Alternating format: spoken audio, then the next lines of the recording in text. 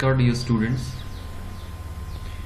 today we are going to discuss our sixth chapter, Poets and Pancakes,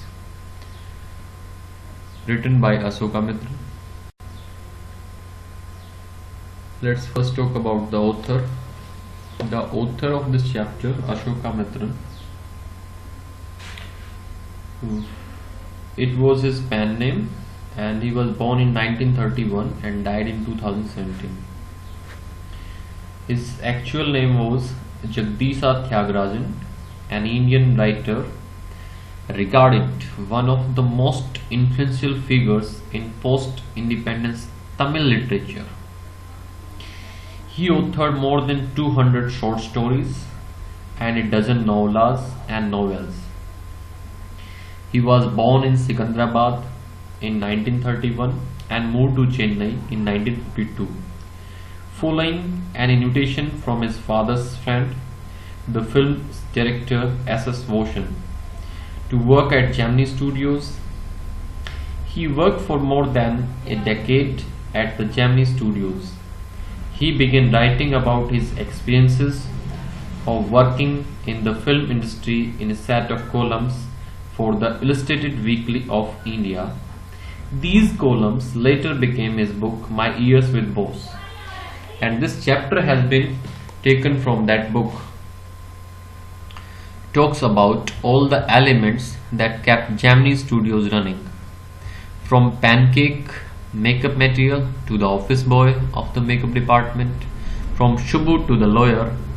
Every element helped in making Gemini Studios a successful film producing company. The chapter starts from here. Poets and Pancake. Pancake was the brand name of the makeup material that Gemini Studios bought in truckloads. Pancake एक brand name था makeup material का, जैसे हम makeup के लिए other material use करते हैं, other cream वगैरह यूज करते हैं, इसी तरह से ये kind of A cream that was applied in makeup department while making up of actresses, and Gemini Studios bought this material in a huge quantity. Interclodes means in a huge quantity. Greta Garbo must have used it. One of the actress, Greta Garbo, must have used it. इसने अवश्य इसका प्रयोग किया होगा. Miss Gohar must have used it. Miss Gohar ने भी इसका अवश्य प्रयोग किया होगा. Vyjayanthi Mala must also have used it. Vyjayanthi Mala जो इंडियन एक्ट्रेस है, उन्होंने भी इसका प्रयोग किया होगा. In earlier days she was an actress. But Rati Agnihotri may not have even heard of it. लेकिन जो उसके बाद रति अग्निहोत्री जो एक्ट्रेस हुई हैं, शायद इन्होंने इसका नाम भी नहीं सुना होगा. That there is a makeup material named Pancake. The makeup department of the Gemini Studios was in the upstairs of a building that was believed to have been Robert Clive's stables. जो makeup department था Gemini studio का, ये कहाँ हुआ करता था? Was in upstairs. ये सीढ़ियों पे होता था, एक बिल्डिंग की सीढ़ियों पर. That was believed to have been Robert Clive's stables. इस बिल्डिंग, जो बिल्डिंग थी, उसको ऐसा माना जाता है कि ये रॉबर्ट क्लाइव्स का स्टेबल्स रही है.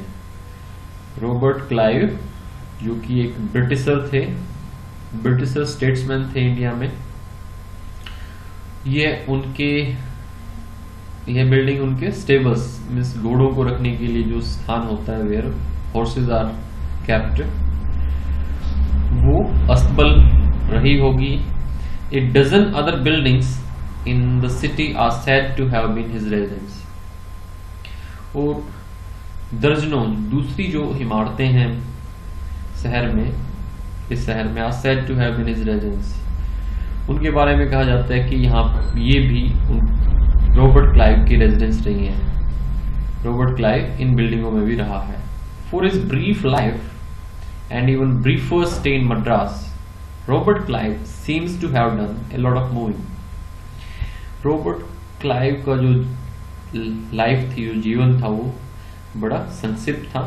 एंड इवन ब्रीफर, और इससे भी संक्षिप्त वो कम समय के लिए मद्रास में रहा, लेकिन ऐसा लगता है he has done a lot of moving, वो इधर उधर मीन्स काफी घूमे हैं अपने इस छोटे से स्टे के दौरान इंडिया में, besides fighting some impossible battles in remote corners of India.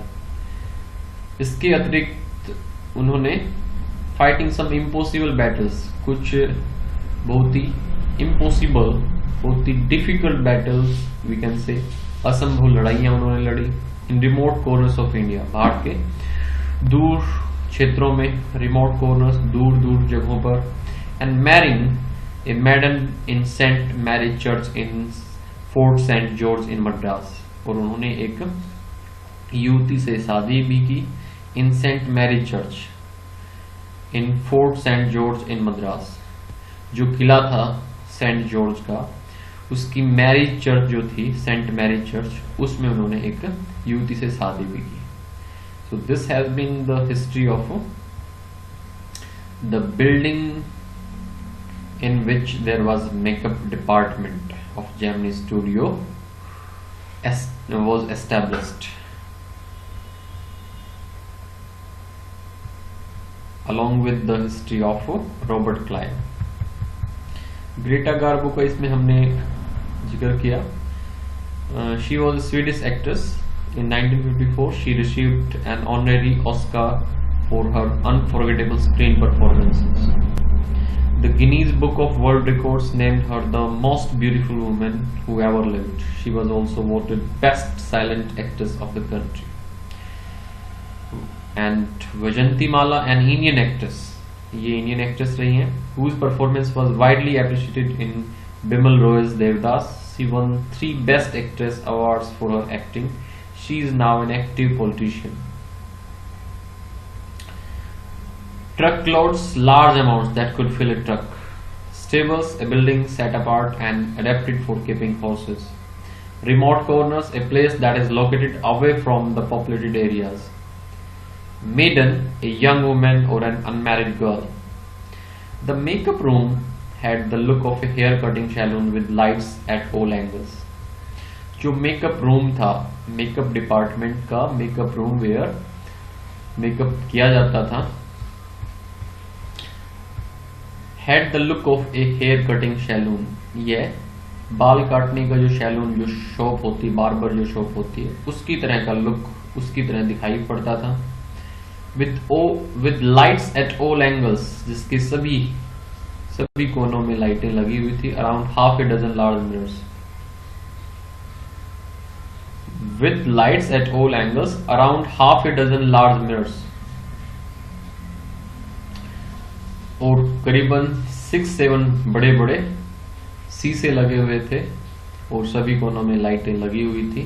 They were all incandescent lights. ये सभी लाइटें were very bright, burning lights थी। burning lights, or you can say very bright lights, बहुत ही चमकीली लाइटें थी। So you can imagine the fiery misery of those subjected to makeup.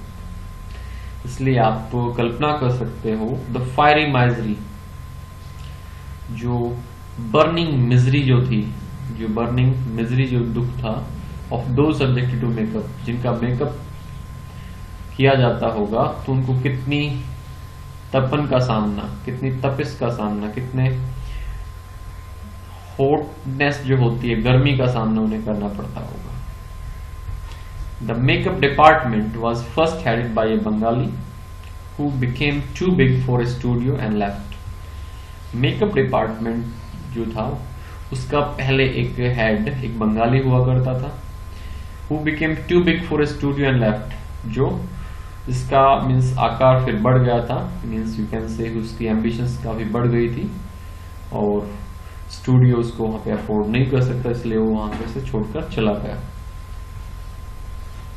He was succeeded by a Maharashtrian who was assisted by a Dharwad Kannadiga, an Andhra, a Madras Indian Christian, an Anglo-Burmese, and the usual local Tamils. He was, उसके जाने के बाद इसका जो head था वो एक महाराष्ट्र से बना, Maharashtrian, who was assisted by a Dharwad Kannadiga, जिसकी मदद के लिए जो असिस्टेंट था जिसका एक धारवाड़ कन्नडिगा था। एंड आंध्रा, एक आंध्रा से था। ए मद्रास इंडियन क्रिश्चियन भी था। एंड एंग्लो बर्मीज भी था। And the usual local Tamils, और जो स्थानीय तमिल के लोग थे वो भी उसके असिस्टेंट थे, जिनकी मदद से वो वहां पे काम करता था। All this shows that there was a great deal of national integration long before AIR and Doordarshan began broadcasting programs on national integration. ये सब ये दिखाता है कि there was a great deal of national integration. There was a great deal of national integration, कि national unification, national unity कितनी थी, कितनी राष्ट्रीय एकता थी उस समय की। Long before, बहुत पहले, जिससे पहले बहुत पहले AIR and Doordarshan began broadcasting programs on national integration. जब AIR और दूरदर्शन ने अपने जो प्रोग्राम थे वो राष्ट्रीय एकता के ऊपर देने शुरू कर दिए थे, उससे पहले कितनी राष्ट्रीय एकता देखने को मिलती थी इस जेमिनी स्टूडियो में। Incandescent, emitting light as a result of being heated. Emitting light छोड़ती है as a result of being heated. गर्म होने की वजह से उसमें से लाइट निकलती है। इस तरह की लाइटों को incandescent lights can be called. Burning, जलती हुई। Fiery means red, hot, scorching. Misery, a state or feeling of great physical or mental distress or discomfort. Madras Indian Christian, a particular caste in Indian Christians of people from Madras who have been converted to Christianity religion. Anglo-Burmese, the Anglo-Burmese people, also known as the Anglo-Burmans. This is a community of Eurasians of Burmese and European descent who emerged as distinct community through mixed relations between the British and other European settlers and the indigenous people of Burma from 1826 until 1948, when Myanmar gained its independence from the UK.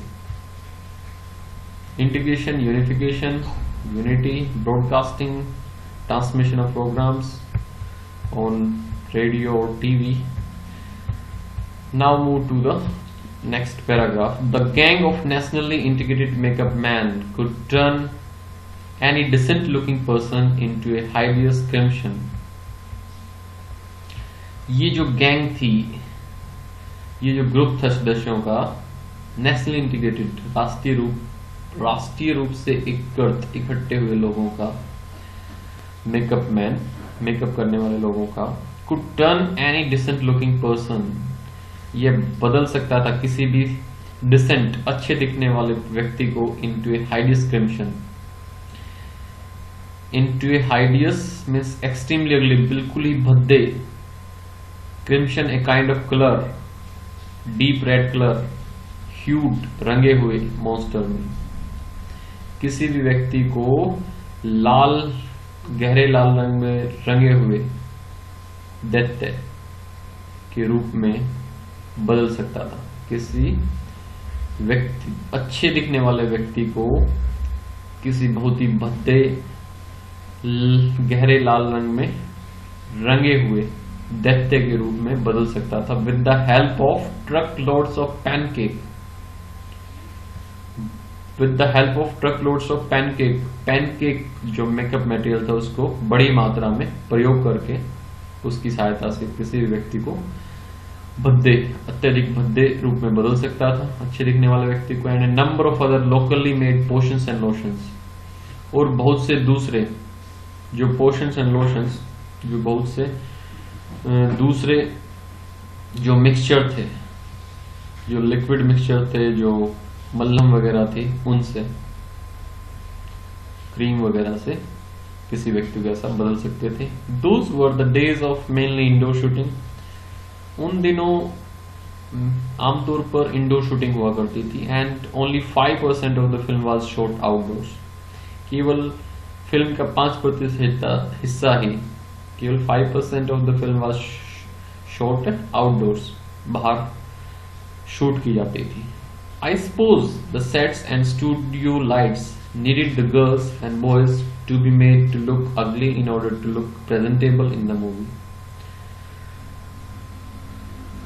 और मुझे ये लगता है, the writer says that I think the sets and studio lights, जो set की लाइटें होती हैं और जो स्टूडियो की लाइटें होती हैं, उनको जरूरत थी ऐसे लड़कों लड़कियों की to be made to look ugly, ताकि उनको to be made to look ugly in order to look presentable, ऐसे लड़के लड़कियों को जरूरत थी कि उनको भद्दा किया जा सके ताकि उनको मूवी में प्रेजेंट किया जा सके. इसलिए उनको जरूरत थी ऐसे लड़की और लड़कियों की जिनके ऊपर काफी मेकअप मटेरियल अप्लाई किया जा सके ताकि उन्हें फिल्म या मूवी में प्रेजेंट किया जा सके, दिखाया जा सके. Hide is extremely ugly. Crimson hue, deep red color. Potions a liquid mixture. ये बिल्कुल ही अपोजिट है, कॉन्ट्रेरी है टू द प्रेजेंट बिलीफ. जो आजकल जो बिलीफ है कि आजकल जो ऑडिशन लिए जाते हैं उनके लिए beautiful girls and handsome boys की जरूरत होती है, लेकिन पहले अगली गर्ल्स एंड अगली बॉयज की जरूरत पड़ती थी so that they can be presented in a movie. So this is an example of humor as well. A strict hierarchy was maintained in the makeup department. A strict hierarchy follow की जाती थी. Hierarchy means ranking. Was maintained in the makeup department. Makeup department एक strict hierarchy, सख्त hierarchy follow की जाती, ranking follow की जाती थी. Means people were ranked, people were ranked according to their relative status of authority. The chief makeup man made the chief actors and actresses ugly. जो chief makeup man होता था वो मुख्य एक्टर और actresses को भद्दा बनाता था, मीन्स मेकअप करता था उनका. His senior assistant the second hero and heroine, उसका जो वरिष्ठ असिस्टेंट होता, सहायक होता था, उस सेकंड हीरो हीरोइन का मेकअप करता था. The junior assistant the main comedian, और उसका जो जूनियर असिस्टेंट होता था चीफ मेकअप मैन का, वो मेन कॉमेडियन का मेकअप करता था, एंड सो फोर्थ. और इसी तरह से आगे. The players who played the crowd were the responsibility of the office boy.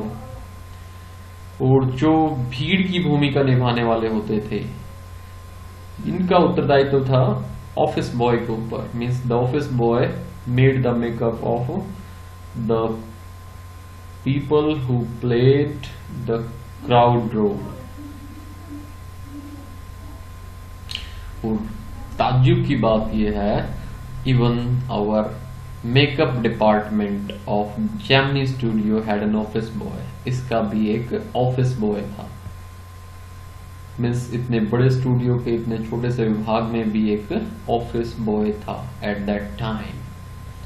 On the days when there was a crowd shooting you could see him mixing his paint in a giant vessel and slapping it on the crowd players. और on the days when there was a crowd shooting, जब भीड़ दिखानी होती थी, भीड़ की shooting होनी होती थी, समूह में लोगों की शूटिंग होनी होती थी, you could see him mixing. तो आप देख सकते थे इस ऑफिस बॉय को, ये एक बड़े से बर्तन में, वेसल में पेंट को मिक्स करता था, एंड स्लैपिंग इट, और इसको अप्लाई करता था on the crowd players, apply it on the crowd players. और भीड़ की भूमिका निभाने वाले व्यक्तियों पर, परफॉर्मर्स पर इसको अप्लाई करता था. The idea was to close every pore on the surface of the face in the process of applying makeup. जो आइडिया था इसके पीछे was to close every pore, जो हर ओपनिंग जो होती थी on the surface of the face, चेहरे के ऊपर जो स्किन होती है, आउट स्किन, उसके हर ओपनिंग को बंद कर देना, ये आइडिया था इस मेकअप को अप्लाई करने के लिए. इस मेकअप को इन the process of applying makeup means जो ऑफिस बॉय जो मेकअप करता था, इसके पीछे जो आइडिया था वो उन क्राउड प्लेयर्स के फेस की जो आउटर स्किन थी उसके हर ओपनिंग को पूरी तरह से बंद कर देना, ये आइडिया था उसका। He wasn't exactly a boy, he was in his early 40s। वो लड़का बिल्कुल भी नहीं था, as you may have supposed, he was in his early 40s। वह अपने 40 की उम्र में था। Having entered the studios years ago in the hope of becoming a star actor. जिसने स्टूडियो को ज्वाइन किया था मैनी ईयर्स अगो, कई वर्ष पहले, इस उम्मीद के साथ कि he will become a star actor, कि वह एक स्टार एक्टर बन जाएगा, या फिर एक टॉप स्क्रीन राइटर बन जाएगा, या फिर एक डायरेक्टर बन जाएगा, या फिर लिरिक्स राइटर बन जाएगा। He was a bit of poet, वह थोड़ा बहुत कवि भी था। So hierarchy means a system in which members of an organization or society are ranked according to relative status or authority.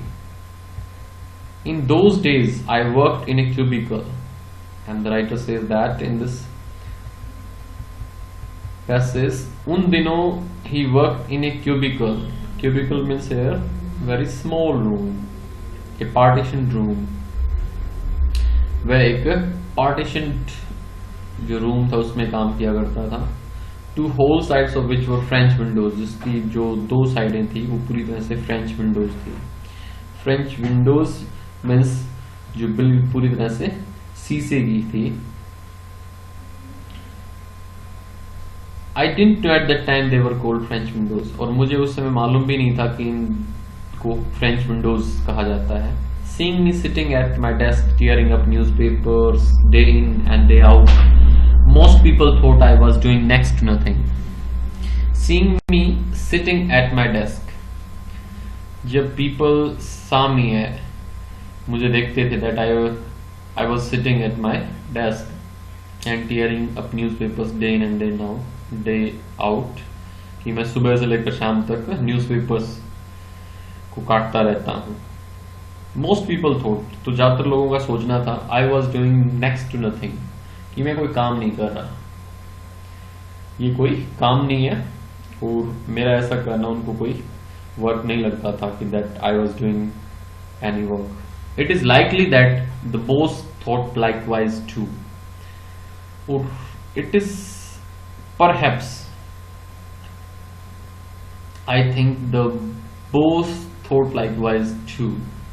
मुझे लगता है कि शायद बॉस को भी ऐसा ही लगता था कि I didn't do any work.